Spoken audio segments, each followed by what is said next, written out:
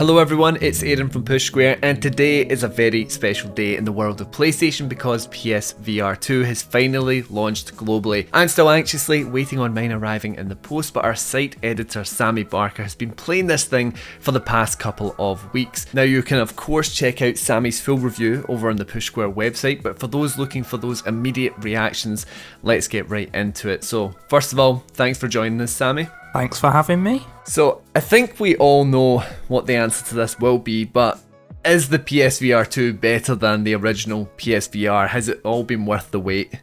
Yeah, it's definitely better. I would say it's certainly iterative. It's the same concept, so I always think it's important because not everyone's experienced VR yet to kind of explain what it's like. And if you think of your television as like a window into a game world, when you're playing in VR, you're inside the game world, and everything looks big and vast in a way that you just can't get, even if you've got like a cinema screen television.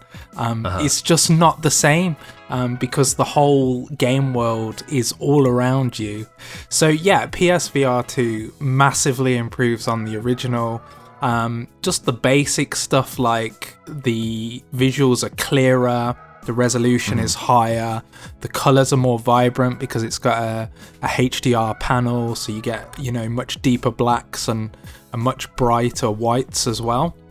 And yes, it's all like leveraging the power of the PS5, so obviously with the old PSVR headset it was limited by what the PS4 was capable of, but now you're getting some truly like remarkably impressive looking games. And this goes down to like little details. I'm sure we'll talk about it more a little later, but for example in Horizon Call of the Mountain, when you're climbing around on walls, you can see little patches of moss growing like up the wall, and it just looks so dense and detailed. It's really incredible. And because you're getting your face right up next to it, you can really appreciate those improvements. So yeah, it's very much iterative on the original PSVR. I think it improves on it in all the right aspects, but also it's important to remember that the original PSVR did have some positives too. Like I also have the Meta Quest 2, and I find that headset is extremely uncomfortable, whereas the original PSVR was very comfortable for me. So in terms of the actual design of the headset and the way it feels on your head, it's very similar, which I think is a good thing because they nailed that first time around.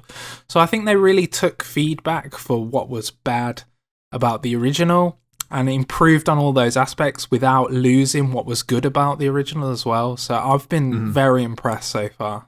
I think talking about the kind of graphical aspects, I've always found VR to be like a really hard thing to sell when you're looking at it in a flat screen format through trailers and the like. And it's really like a game that will look rubbish on trailer graphically, like in the game world, like you're saying, being there just completely changes your impression of it. Is so much more impressive because the scale is there and you're like actually in it. And yeah, the comfortability of the original one was something that I really like, because with the Meta Quest 2, you basically had to buy like a different strap before it was kind of comfortable for you.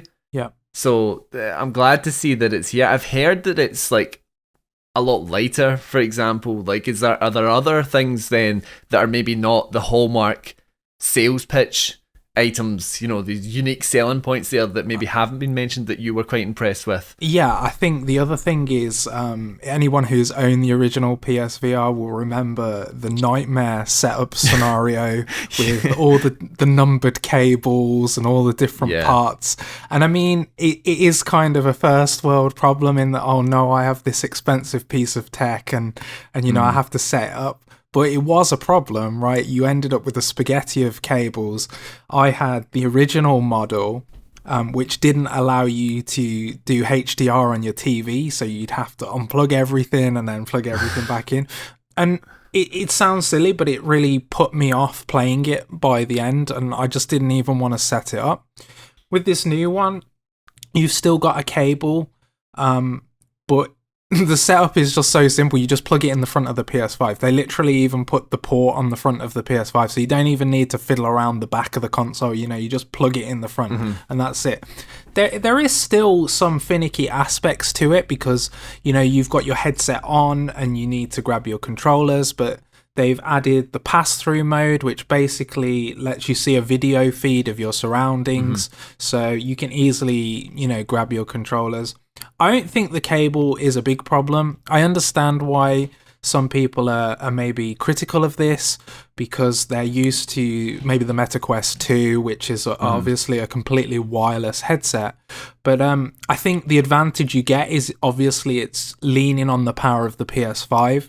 And it's doing things that you just couldn't do on a MetaQuest 2 because that's using basically what is a mobile chip inside it. You're never going to get graphics quite like this, but obviously using the PS5 power, all of the advantages of the PS5 are present as well. You've got to remember that SSD in the PS5 makes loading really fast, and loading, you don't want to sit around in loading screens when you're playing a VR game because you want to be immersed all the time. So these little things, they may not seem like a big deal, but they all start to add up to really vastly improve the overall experience that you have with it. One of the things I was kind of curious with the cable, because I wasn't too fussed either with it being the singular cable I got, that it needed to be a part of the PS5. But did you ever have any issues with, like, if it was just a singular USB cable with it disconnecting from the PS5 while you were playing? No, I haven't yet, but I do feel that it could happen. The connection isn't that tight, and yeah, I do think if you maybe accidentally stood on the cable or something, you could yank it out. I guess the positive to that is you're not gonna like yank your entire PS5 off a shelf and smash it up, but yeah, it could happen. It hasn't happened to me. The cable's, I think, over 4 meters long. It's a little too long for me personally, so but I can see, obviously, you know, everyone's scenario is different. Some people might need that much length. Managing the cable is fine. I haven't really got wrapped up in it or anything silly like that. But you can feel it. It's there over your shoulder. You do know it's there. But it doesn't really limit your freedom, in my opinion.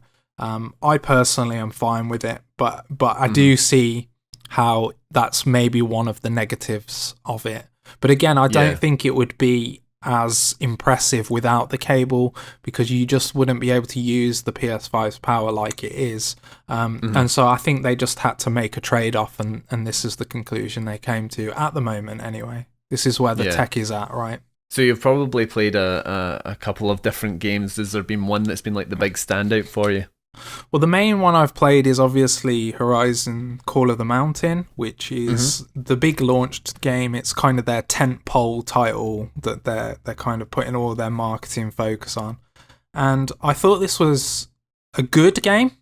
I don't think it's a great game. I think it's a good game. So if you're a fan of the Horizon games on, the PS4 or PS5, it's actually quite different in terms of gameplay. This isn't an open world RPG like the main series is. This is more of a platformer. There is combat in the game, which we'll talk about shortly, but you spend a lot of your time climbing.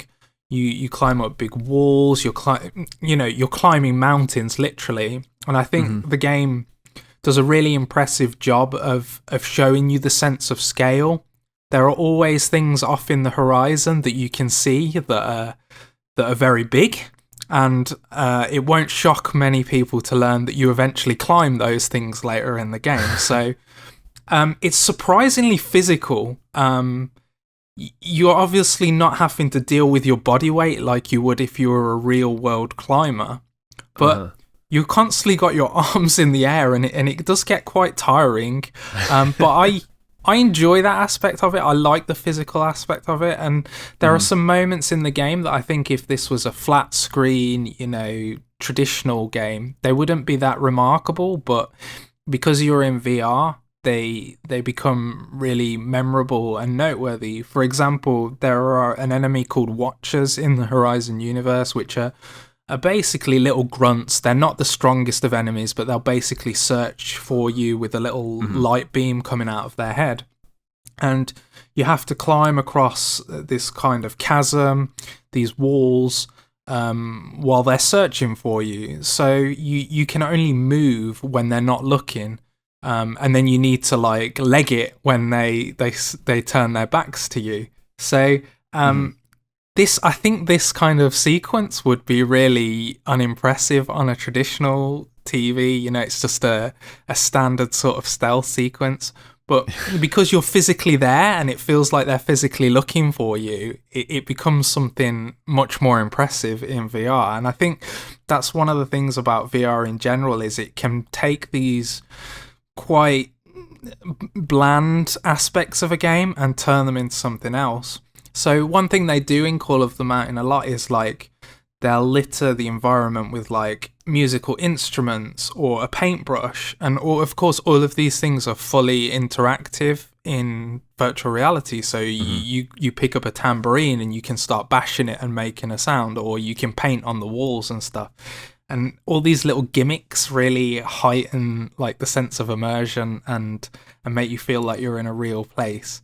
It's really great, but the things I'd say that are bad about the game is the combat isn't very good.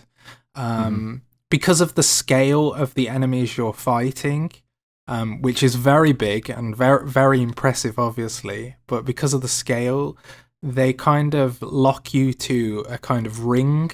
So you can only strafe around them. You can't kind of move forwards or backwards.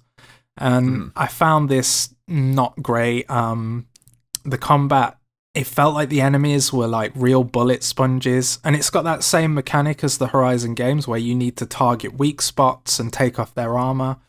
But I ended up going into the settings and there's actually an accessibility setting that's like increases your damage output by like 5 times, and I ended up turning this up just because the combat encounters were just going on for ages. And as I was mentioning earlier, like your arms are constantly in the air, you're constantly reaching for arrows and stuff. I was just getting really tired.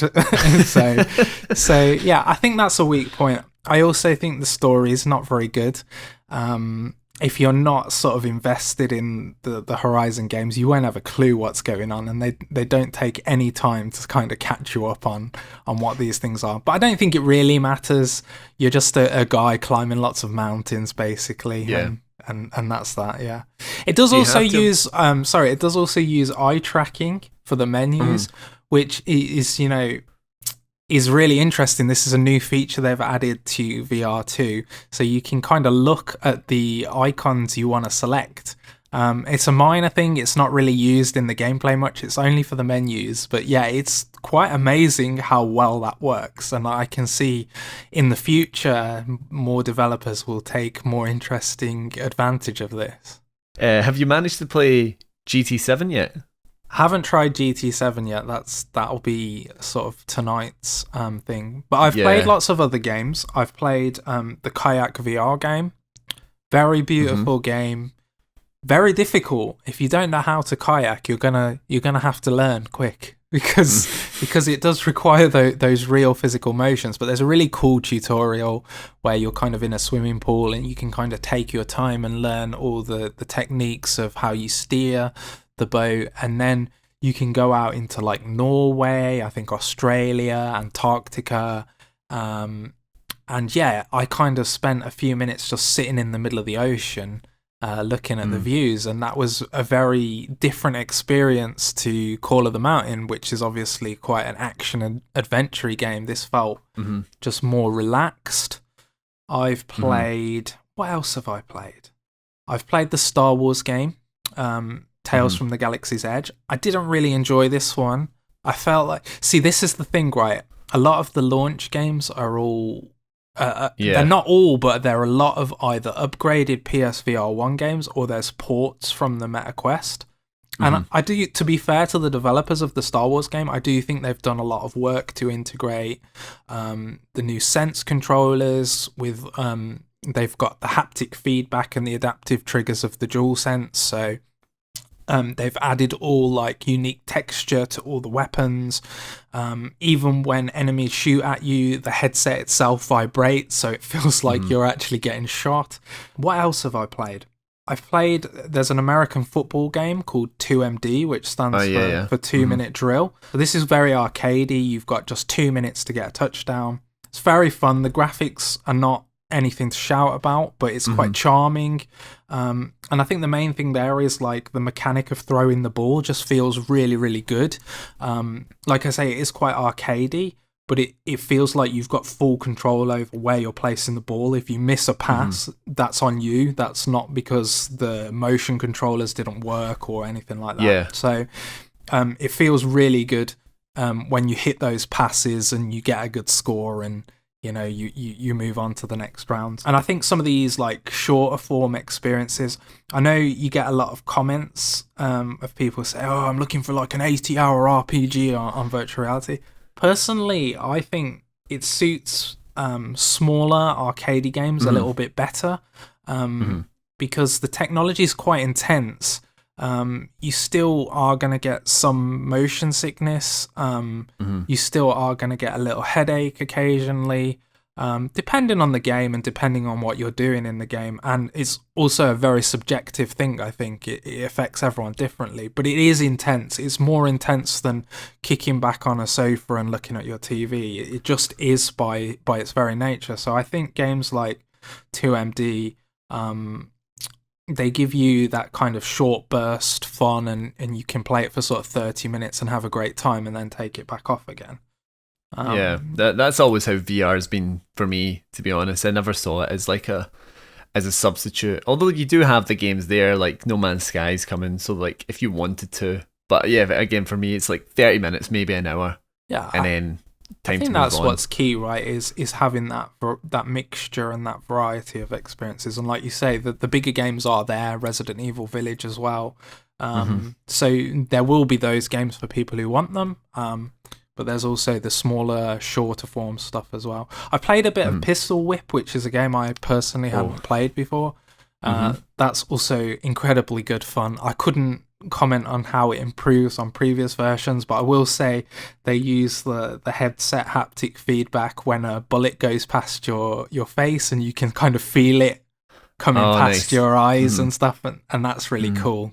I'm really excited for that. I've played a lot of Pistol Whip. Just to move on quickly then, like speaking of obviously that's an upgraded PSVR game, like there's been a lot of controversy and debate over the fact that there isn't backwards compatibility with the PSVR2. Do you think that was a mistake on Sony's part, or is it understandable? I think if they could have done it, they would have done it. But I think the technology, the way the headsets work is just too different, because obviously the original PSVR worked using a single tracking point, which was the PlayStation camera. And obviously now they've changed that to this kind of inside-out tracking technique, which I believe it's called, which is where the controllers are tracked by cameras on the headset itself. And the advantage this gives you is if you turn and face away, like 180 degrees from your starting position, the controllers can still be tracked perfectly because they're being tracked by the headset itself. Whereas with the original PSVR, if you turned 180 degrees, your body would block the view from the camera, so it wouldn't work.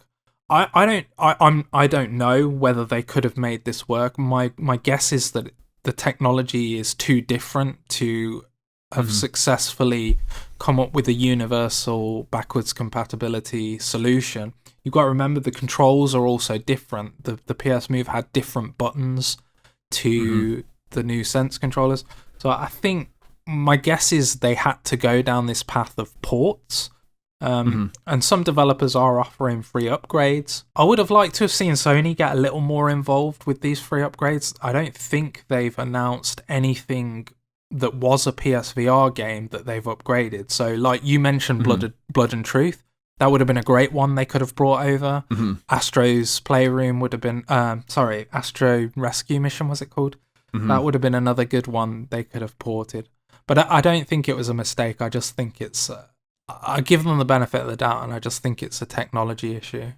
Yeah, and to consider as well that the Move controllers were actually the PS3 Move controllers, so we're talking about something that's even older than the PSVR itself. And yeah, I found them like incredibly restrictive before, because it was like you're saying, turn around, or if you put your hand behind your back for whatever reason, the camera loses sight of the controller. It doesn't know what's happening. Yeah, so all those issues have been resolved now. That's all gone now. I haven't had any tracking issue. The one issue I had was I tried to play the Star Wars game sitting down, and this is very much a software issue. This is not a problem with the headset. So, but yeah, I have some like arms on my chair, and when I was reaching to grab a weapon, I guess the arms of the chair were blocking the view of the controller, and that resulted in some temporary issues with the tracking. But this is like a very specific thing that you shouldn't really be doing, and the game should be designed to accommodate this potentially being an issue. So I think that was just a flaw with that game, I think.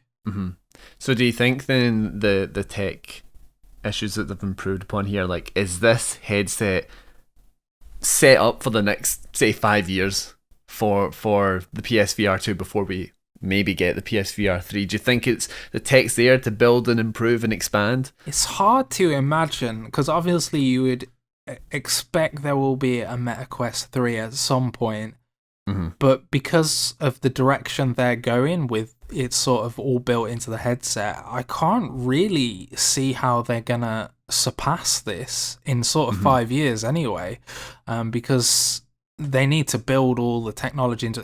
We all know how big a PS5 is, right? So then you're not going to be able to strap one of them to your head anytime soon, right? Even if they do shrink all the parts. So I think it is set up for the next 5 years. I think it's very much dependent on sort of software support and ongoing marketing support.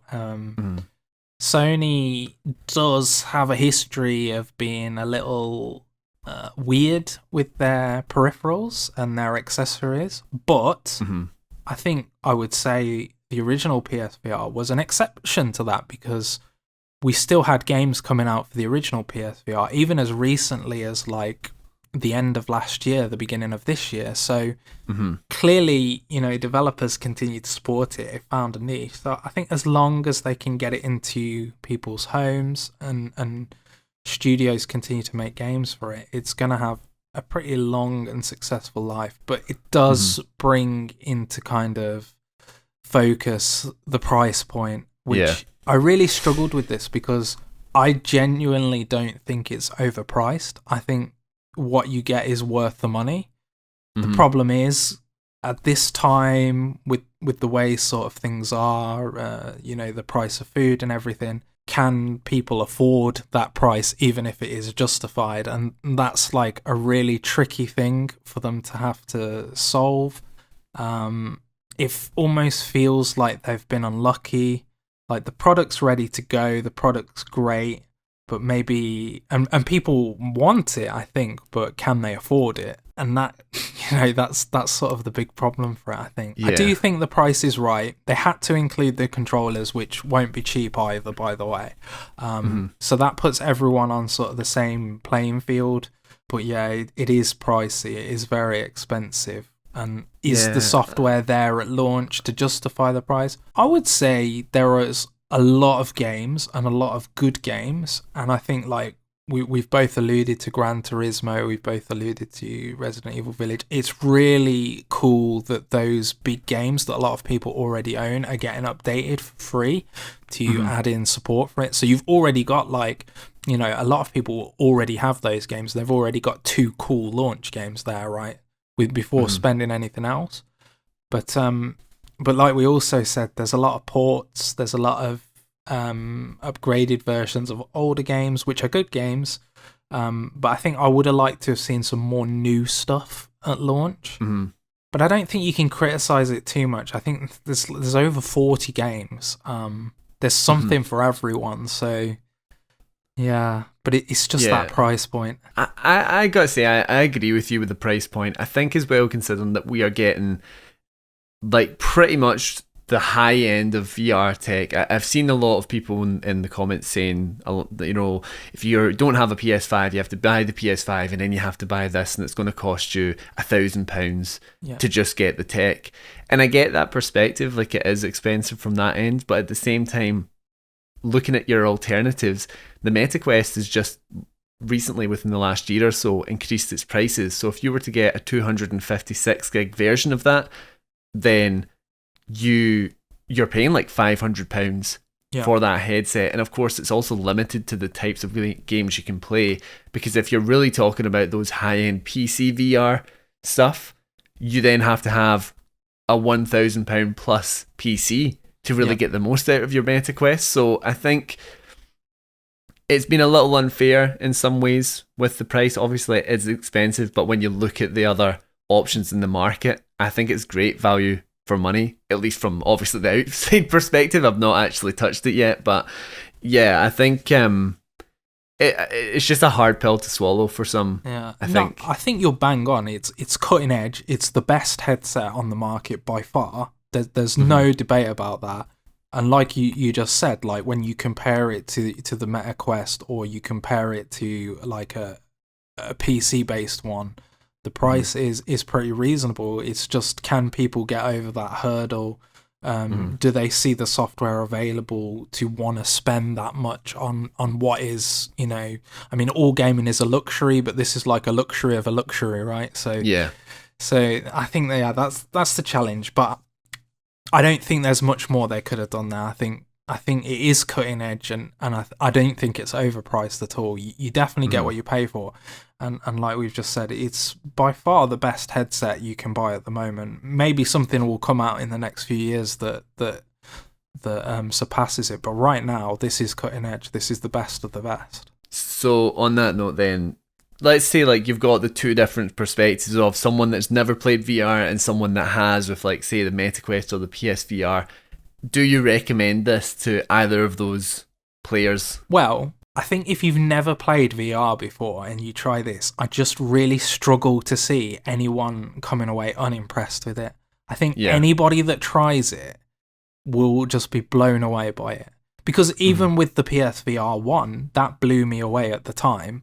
And if you're trying this one as your first VR, it's just going to be absolutely jaw-dropping. I just can't see anyone being unimpressed with it. So there's that aspect to it.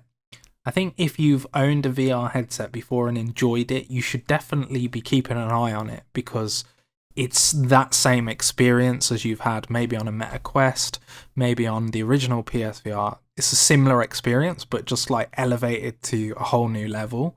So if you liked what you experienced before, maybe had issues with the setup or, the image quality or whatever, definitely keep an eye on this, because it's vastly improved.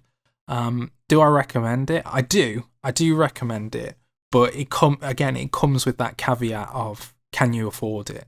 And if you can afford it, and if you've got a PS5, I would say definitely get it. I'm having a great time with it, and the cool thing is, like, we're recording this just as Gran Turismo and just as Resident Evil Village have come out, but during the review period we didn't have access to those games. We haven't been able to try those games yet, and so arguably my experience is going to get even better from the point we were recording this at. So that's exciting. I think that's cool that there's even better stuff to come. And I know there's more games coming in March, so it's not like things, they're having this big launch and then suddenly it dries up. You've got the Switchback game, and there's several other unannounced ones that I know are coming within the next few months. So it's looking good through to the summer, and then hopefully Sony will have some big new games to announce going into the holidays and beyond as well. I am praying that mine's actually arrives on time with the post, because I feel like I've been waiting for this for an absolute age. But that's all we have time for today. Thank you again for joining us, Sammy. No problem. Thanks for having me. Hopefully we'll have a lot more to talk about over the coming weeks as well. Yes, I genuinely can't wait to get my hands on the headset. And of course, you can let us know if you're planning on picking up the PSVR2 down in the comments. And while you're down there, why not subscribe to us here on Push Square for more PSVR2 coverage. Anyway, thank you for watching, guys, and I'll see you in the next one.